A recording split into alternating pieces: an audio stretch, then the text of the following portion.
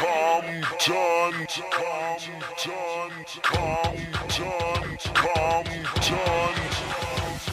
Yo, this is like I'm running from the non-deuce. Another 5-5 track, so Rythym D.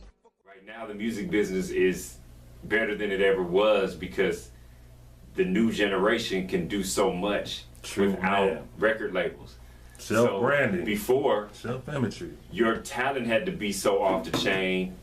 I got in the music business based off of talent, period. It had nothing to do with if I had 1,000 likes or 2,000, 300,000 followers. It had nothing to do with that. It was, this nigga hot, I'm signing him, let's take care of him. Put him on the payroll, let's give him everything he wants. That's the generation I came from. Yeah. This new shit is all bells and whistles and less talent. You know what I mean? True. It's popularity. It's hot, like it's self-branded. If you look at my IG, I don't have that many. You know, I'm not a very social dude. You know what I'm saying? Like I don't, you know. But I see that I have to become popular. So now I'm going to become popular since I've already did my thing. I think it's easier for me to get on a reality show than it would be for some new person, because I think it would mess their chances of having a great music career by being on there, where I've had a great music career, so I can actually do it. Same way like Stevie J, like he's produced big artists. So who gives a shit if he's on a reality show and women think he's a womanizer, you know what I'm saying, whatever it might be. The dude has already been in the biggest situation in hip hop, which is Bad Boy. It's like me being with Death Row and Ruthless.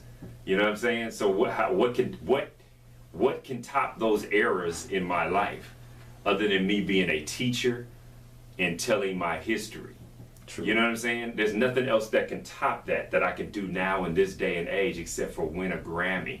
That's all I really want to do, is win a Grammy. So I will keep producing and keep teaching these youngsters and sound like a plan. Yeah, I mean, I know you got the skills to do it. That ain't the point. It'll happen for you. A lot of the reasons why people don't hear from me is because of me.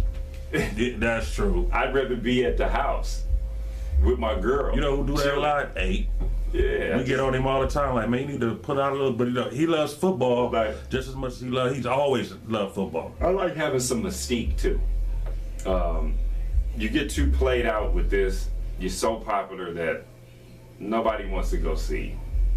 True that. You understand what I'm saying? Like if you have to have some sort of mystique to be wanted, or it should be a treat for you to walk into the room. That's true. Hey, there's Mike D. Because I don't see that nigga every day. That's somebody I don't see. I see you all the time on Instagram. That does make sense. I mean, how can you be a star if I see you all the time?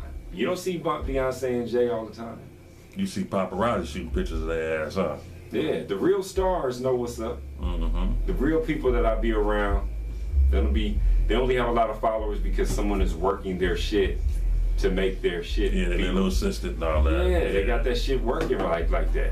So it's, you know, it's a business that the new generation can work really well, but the older generation like myself has to adapt to the new stuff while still remaining relevant.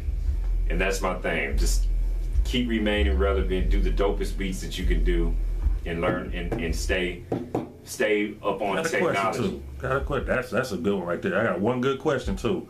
You ever thought about leasing your music? I mean, leasing it to licensing it out. Leasing, like, you know, they got SoundClick now where you can. I'm already on SoundClick. Somebody put me on that years ago. Okay. I just didn't. Here's my thing. After you get 20,000 a track, it's really hard to get 20 bucks. That's true. So you know, when I was, one of my partners put me on there. He loaded up a bunch of tracks for me, and I never really went on there. You know, I think I might have sold one beat for like 40 bucks. Yeah. But I never really was active on it. But the newer generation of cats like Johnny Giuliani and all those dudes that are, you know, they use Fruity Loops and you know, they're active on it, so they're probably making a lot of money and have become popular on it. What if you had like some other people up under you, like, you know, the people you teaching, your students? I mean, I do, but I'd rather do it with. You rather do a direct deal with them, with their music?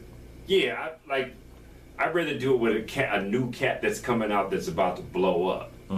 Like there's a cat, there's a producer and a rapper, dope as a motherfucker on some Kanye shit.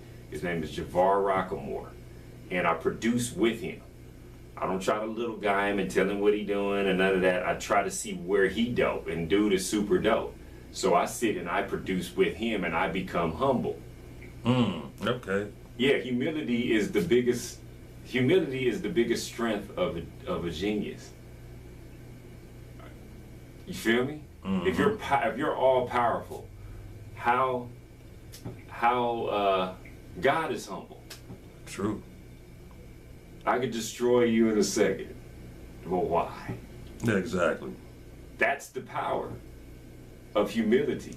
Watch you destroy yourself. Yeah. I'm just saying, as far as like I like to see what they're doing. I like to see how they're using, you know, I've heard so many different types of beats within the last 15 years from just mixing people's stuff. And so any beat, you want to battle, you don't want to battle me. I mean, really though, that would be very foolish. You've been building since day one, That would so be very foolish. a lot of people are young, they just got on the bandwagon. The genie. The genie is on some other shit. Any beat that you could ever do, I can do better. It is just a God-given talent. I don't know where. Sometimes I wake up in the morning and be like, damn, I wonder if one day I wake up and I can't do this shit.